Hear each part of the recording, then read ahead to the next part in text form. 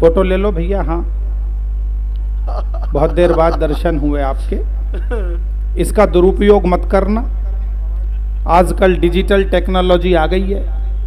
ऐसा ना हो सर मेरा लगा दो, धड़ आलिया भट्ट का लगा दो, कपड़े वो उतारे, इज्जत मेरी खराब होनी शुरू हो जाए।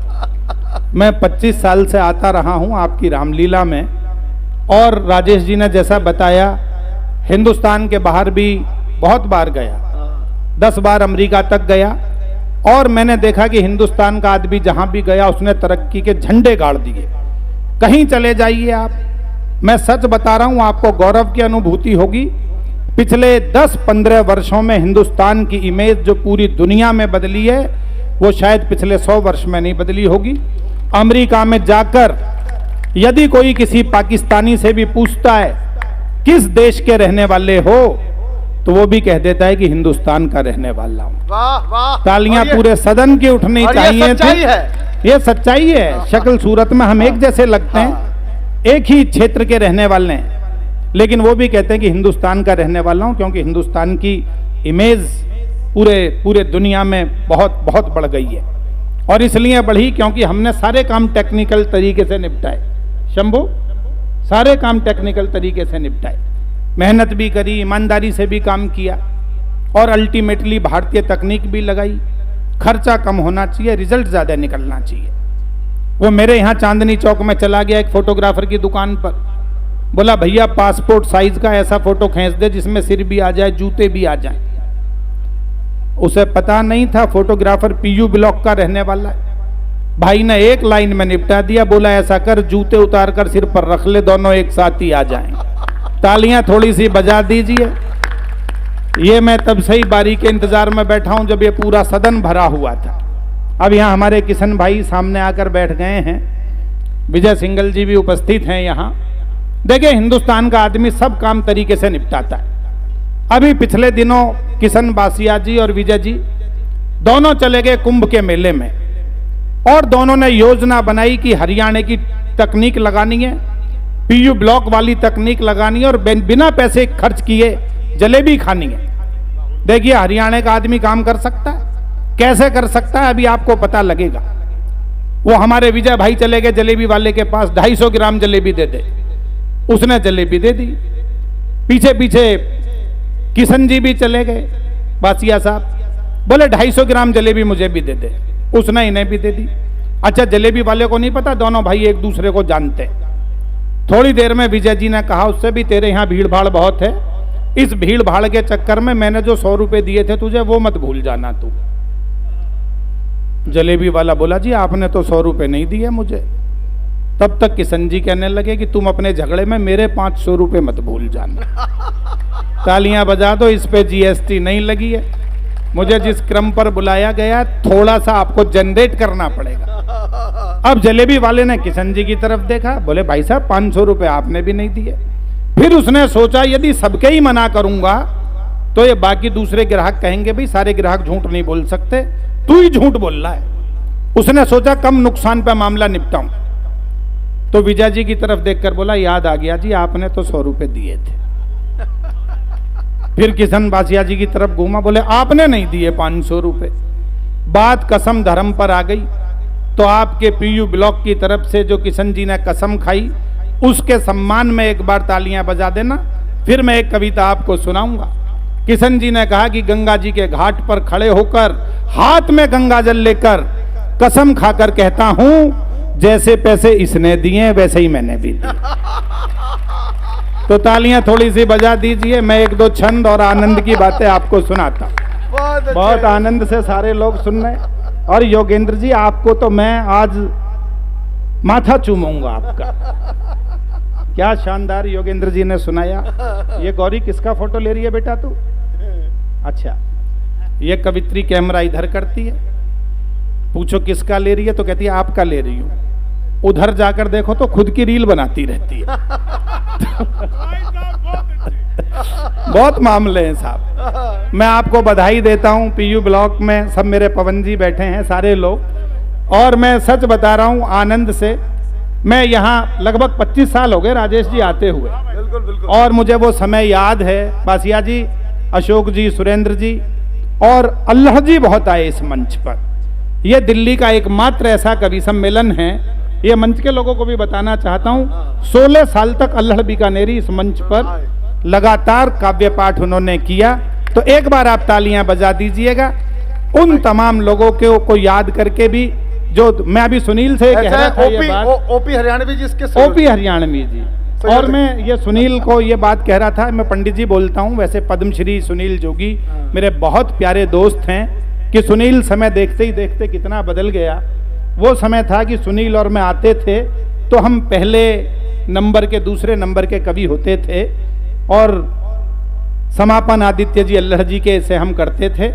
अब हम इस क्रम में आ गए हैं, तो मैं उन सबको प्रणाम करता हूं जिन्होंने आपके पीयू ब्लॉक में काव्य पाठ किया है। और एक दो छंद से बात शुरू करता हूं।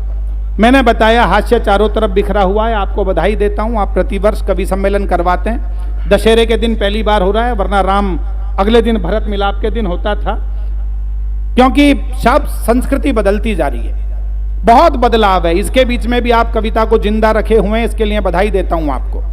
मैं तो अभी पिछले दिनों दिल्ली यूनिवर्सिटी में घूम रहा था, अचानक एक सज्जन आते हुए टकरा गए, बोले इधर से मेरी लड़की को जाते हुए देखा है क्या? मैंने कहा जी लड़की वड़की कोई नहीं थी, हाफ पैंट बनियान में सिगरेट पीता हुआ एक लड़का जा रहा था। बोले वही तो मेरी लड़की थी। मैंने कहा आप उसके बाप हैं क्या? बोले शट अप, मैं उसकी माँ हूं। वाह वाह, लड़के लड़की की बात छोड़ दो, माँ बाप तक का पता नहीं लग रहा। शंभू ये सच बता रहा हूं, मैं दोबारा दिल्ली यूनिवर्सिटी गया, मैंने देखा वो एक और लड़का लड़की पार्क में बैठे थे। अचानक लड़के ने लड़की से कह दिया आज की शाम तेरी जुल्फों की छांव में आराम करना चाहता हूं। इतना सुनते ही लड़की ने नकली बाल उतार के हाथ में पकड़ा दिए। बोले शाम छोड़, तू 1 महीने तक आराम कर लियो, मुझे भी कोई जल्दी नहीं है। थोड़ी सी तालियां बजाइए, मैं कुछ छंद सुनाता हूं। शंभू हमारा मस्ती में रहता है, जब मैं इधर आ रहा था तो इसने कहा भाई साहब मैं आपको 2-3 टोटके बताता हूं, वो जरूर करना आप। अच्छा। मैं कुछ छंद सुनाता हूं, थोड़ी सी आवाज बढ़ाना, इसकी बहुत हल्की सी, बहुत अच्छा साउंड सिस्टम है, इको वीको कुछ नहीं, बस थोड़ी सी मॉनिटर्स की आवाज बढ़ा दें। 1-2 छंद सुनाता हूं, बहुत मन से आप सुन रहे हैं, और अच्छा लगे तो जब मैं किसी पंक्ति को 2-3 बार दोहराऊं तो आप जितनी तालियों की ताल देंगे मैं उतने मन से सुनाने की कोशिश करूंगा। बदलता हुआ समाज, बदलती हुई स्थितियां, एक सुंदरी ने विचित्र वेशभूषा बना रखी है, उसे समाज के अलग अलग लोगों ने देखा, तो देखिए उन्हें वो कैसी लगी। मैं शुद्ध छंद में कुछ बातें आप तक पहुंचाता हूं। ओ फोटोग्राफर ने एक आंख मीच कर कहा जी से खींचता रहूं वो पोज लगती हो तुम। पीयू ब्लॉक में सबसे अच्छे मन से कविताएं सुनी जाती हैं, ये मुझे दोहराने की जरूरत नहीं है।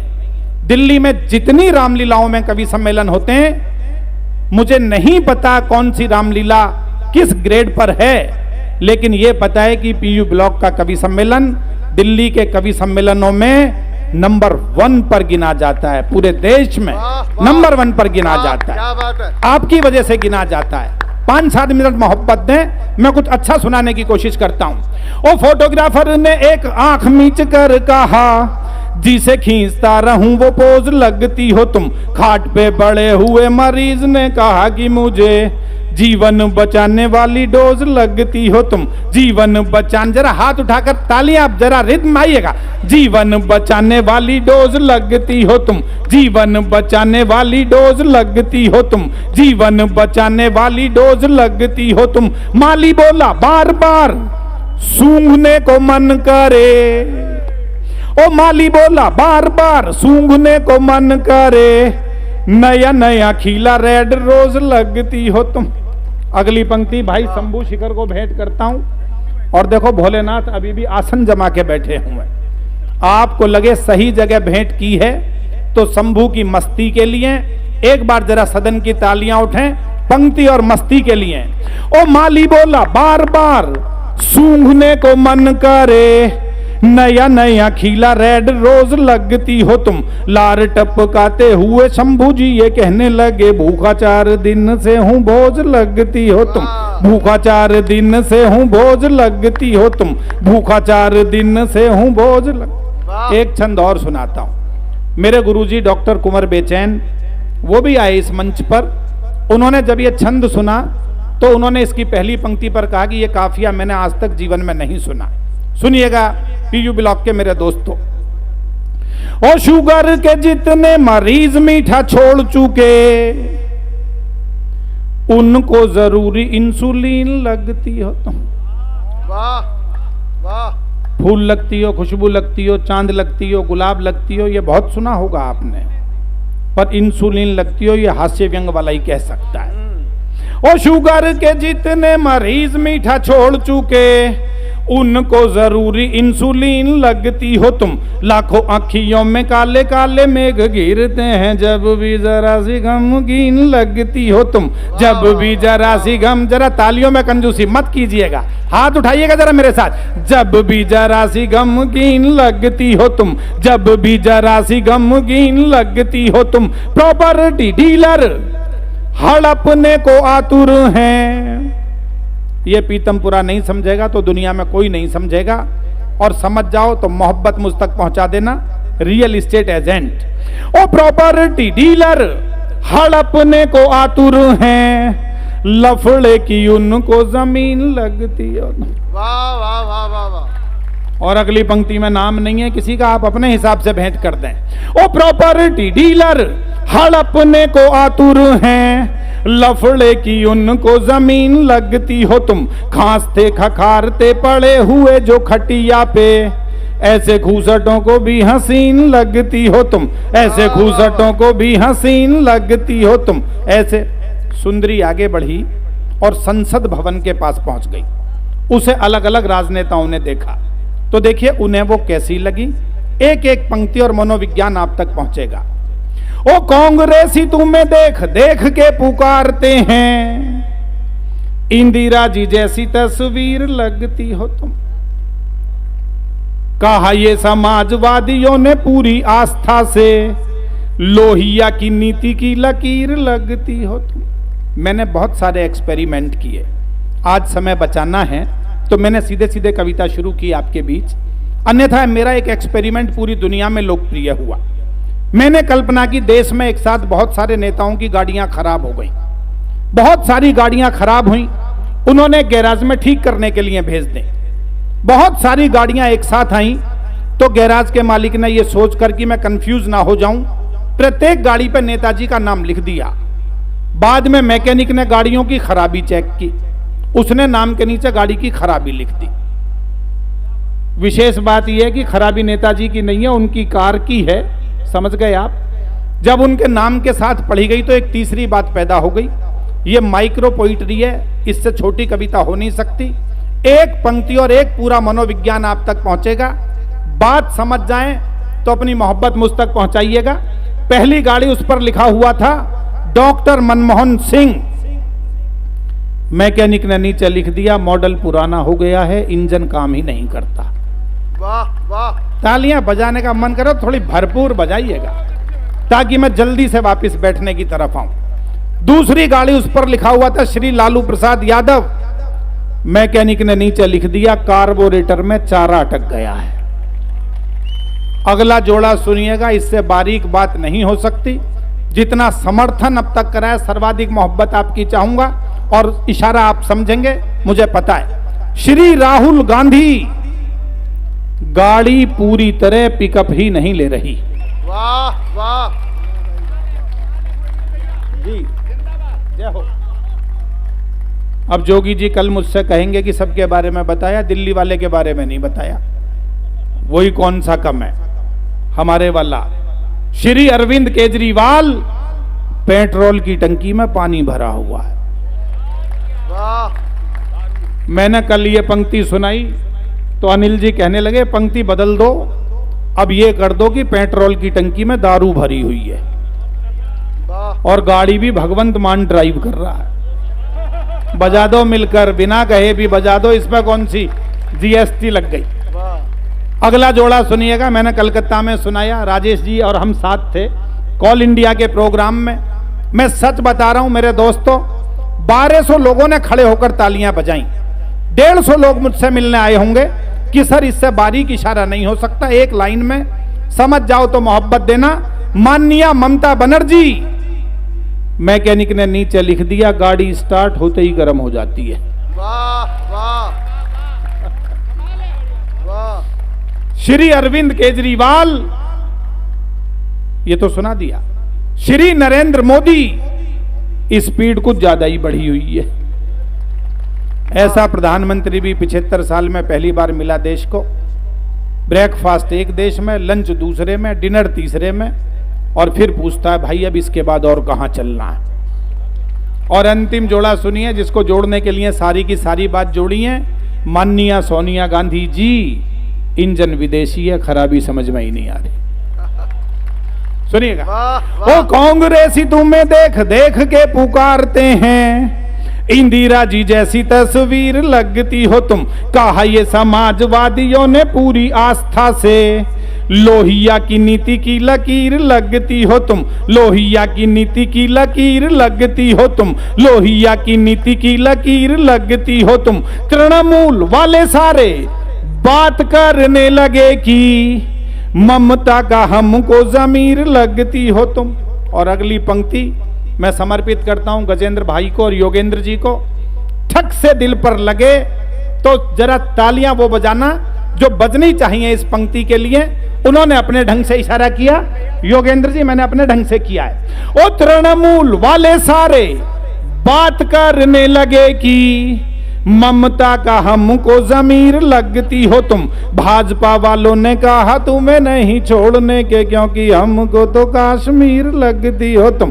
क्योंकि हमको तो कश्मीर लगती हो तुम। क्योंकि हमको तो। एक छोटी सी कविता सुना देता हूं। हास्य व्यंग चारों तरफ फैला हुआ है। पति पत्नी की बातचीत तक हास्य पैदा हो जाता है। मैं तो अभी पिछले दिनों रोहतक के पास एक कवि सम्मेलन से लौट रहा था। मैंने देखा एक पति पत्नी का झगड़ा चल रहा था।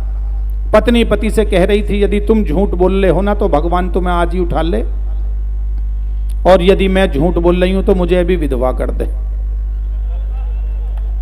अब ये पति की समझ में बाद में आया, सिक्का कहीं भी गिरे मामला उसी का साफ होना। मैं तो श्रीमती जी को ले गया आगरा घुमाने के लिए, ताजमहल दिखाया। मैंने कहा देखो ये शानदार ताजमहल शाहजहां ने मुमताज महल की याद में बनवाया था। अगली छूटते ही बोली आप भी मेरे लिए ऐसा ही बनवाओगे? मैंने कहा बिल्कुल, पीतमपुरा में प्लॉट तो ले लिया है, अब तो देरी तेरी तरफ सही हो रही है। तू अपना काम शुरू कर, मैं अपना काम शुरू करता हूं। अद्भुत संबंध है साहब। मैं शाहदरा रहता हूं, बराबर में कल का डूमा कोर्ट है।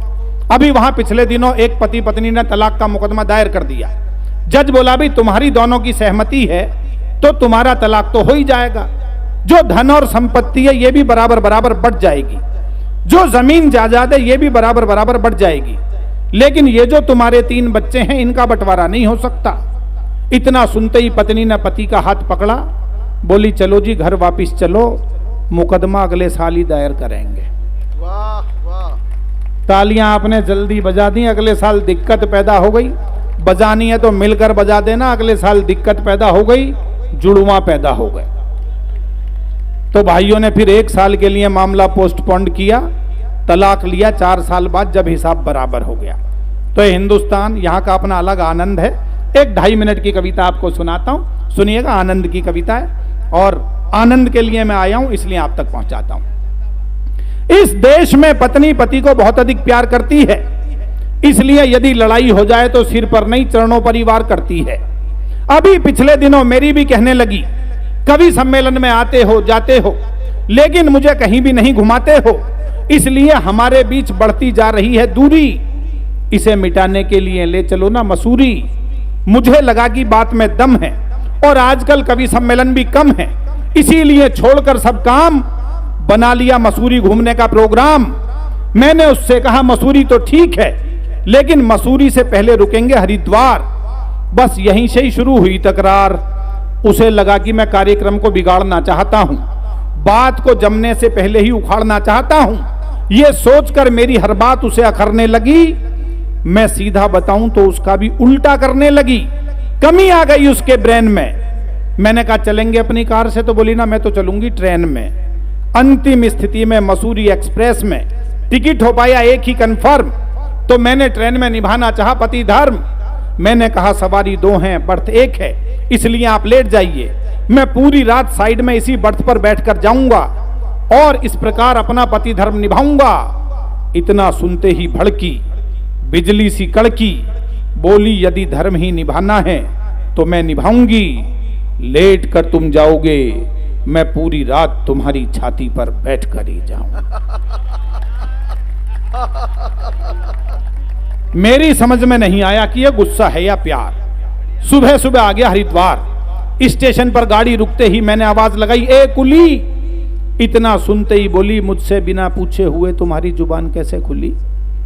तुम्हें हर समय चीखने चिल्लाने की आदत है, जब तुम हो। बजा दो थोड़ी सी, मेरे बिना कहे भी बजा दो। जब तुम हो तो कुली बुलाने की क्या जरूरत है? एक बैग 3 अटैची जैसे तैसे होटल तक खींची। होटल का नाम था क्लार्क हुक। कमरा था उसमें पहले से बुक। मैनेजर बोला, आपकी इच्छाओं पर विशेष ध्यान दिया है। आप होटल से पूरा हरिद्वार देखना चाहते थे, इसलिए कमरा 10वीं मंजिल पर दिया है। चलिए सामान को करवाता हूं शिफ्ट। मैंने पत्नी से कहा, चलो इधर है लिफ्ट। इतना सुनते ही फिर भड़की, बोली स्थल धार्मिक है, मैं सुविधाओं का लाभ कम से कम उठाऊंगी। सामान को तुम अपने कंधे पर उठाओ, मैं तुम्हारे साथ 10वीं मंजिल तक सीढ़ियों से ही जाऊंगी। 160 सीढ़ियां चढ़ते चढ़ते निकल गया दम। अब उसका इलाज करने के बारे में सोचने लगे हम।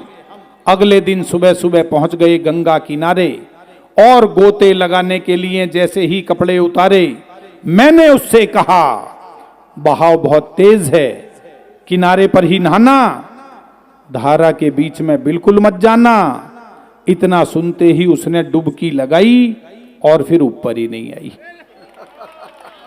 तालियां अगली पंक्ति पर पूरे सदन की मुझ तक पहुंचनी चाहिए। डुबकी लगाई और फिर ऊपर ही नहीं आई। किनारे पर खड़े हुए गोताखोर बोले, बधाई बधाई। मैंने कहा, भैया किस चीज की बधाई? 2 दिन से सब कुछ उल्टा कर रही है, इसलिए गंगा में आगे की ओर नहीं होगी। गोता लगा कर देखो, पीछे की ओर ही बही होगी। अगली 2 पंक्तियों पर ध्यान चाहूंगा और चेतना भी चाहूंगा। गोता लगाकर देखो, पीछे की ओर ही बही होगी। गोताखोरों के दिमाग की नसें उस समय हिली जब हरिद्वार में डूबकर ऋषिकेश में तैरती हुई मिली। तैरती हुई मिली। सभी ने उड़ाई हमारी खिल्ली, जैसे तैसे लौट कर आए दिल्ली। लेकिन ये मत समझना हमारे संबंध अच्छे नहीं हैं। तमाम जिम्मेदार लोगों के बीच कहना चाहता हूं, यदि अमेरिका के पास सबसे बड़ी ताकत डॉलर की ताकत है, जापान के पास सबसे बड़ी ताकत तकनीक की ताकत है, रूस के पास सबसे बड़ी ताकत एटम की ताकत है, तो ये भारत वो देश है जिसके पास सबसे बड़ी ताकत हमारी संस्कृति की ताकत है, हमारे संस्कारों की ताकत है। इसलिए कहना चाहता हूं, लेकिन ये मत समझना हमारे संबंध अच्छे नहीं हैं, क्योंकि संबंधों के धागे इस देश में पश्चिम की तरह कच्चे नहीं हैं।